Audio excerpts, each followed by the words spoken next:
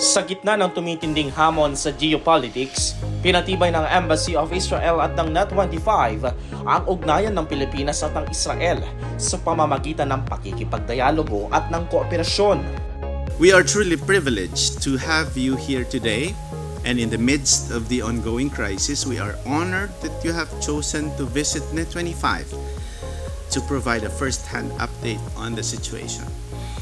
At Net25, we look forward to exploring how our network can collaborate with your office to share stories of hope and innovation.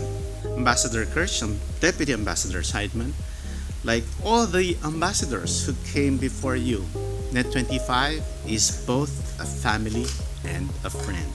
Your visit today is truly memorable, and may the friendship between the Philippines and Israel continue to thrive. Again, welcome to Net25.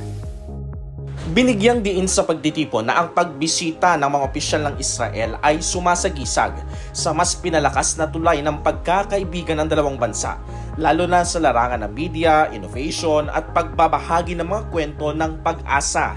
Ayon kay Israeli Ambassador Dana Kirch, nananatiling matatag ang Israel sa kabila ng mga pagsubok na kinahaharap ng bansa.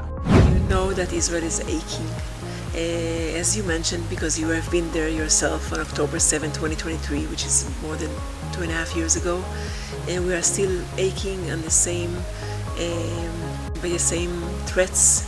And unfortunately, there is another operation that has been occurring since the 28th of February. But I would like to cling on to two words that you had used, which is hope and innovation. Ipinahayag din ng ambassador na ang pagkakapareho ng mga Pilipino at Israeli ay makikita sa tatlong halaga: pamilya, pagkakaibigan, at pananampalataya na siyang napagtibay sa ugnayan ng dalawang bansa. Sa usapin naman ng seguridad, tiniyak ng embassy na may mga hakbang na ipinatutupad upang maprotektahan ang mahigit 30,000 Pilipinong nagtatrabaho sa Israel. Once you're in Israel, you are part and parcel of us.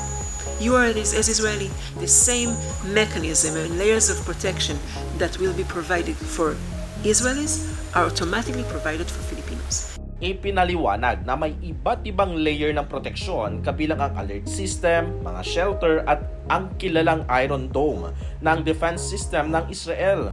Sa kabila ng mga banta at karahasan, binigyang diin rin ng ambassador ang katatagan ng mga Pilipino, lalo na ng mga OFW na patuloy na naglilingkod at nagpapakita ng malasakit sa kanilang mga pinaglilingkuran.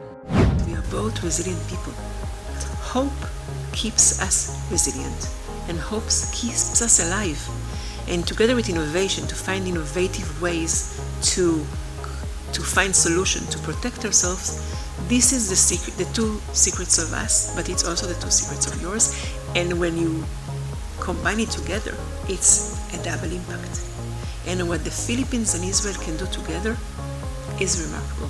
Umaasang magkabilang panig na mas mapapalakas ang partnership ng Pilipinas at ng Israel para sa mas maayos na kinabukasan ng susunod pang henerasyon. Pero bukod sa naging seryosong usapan tungkol sa relasyon ng dalawang bansa, di rin napalagpas ni Ambassador ang mga bagay na babalik-balikan niya sa Pilipinas. First of all, your food is amazing. The Filipino food, I have the best chef ever. She's in Ilocano, and I know that there is a competition which food is better, but I think that I can vouch for that.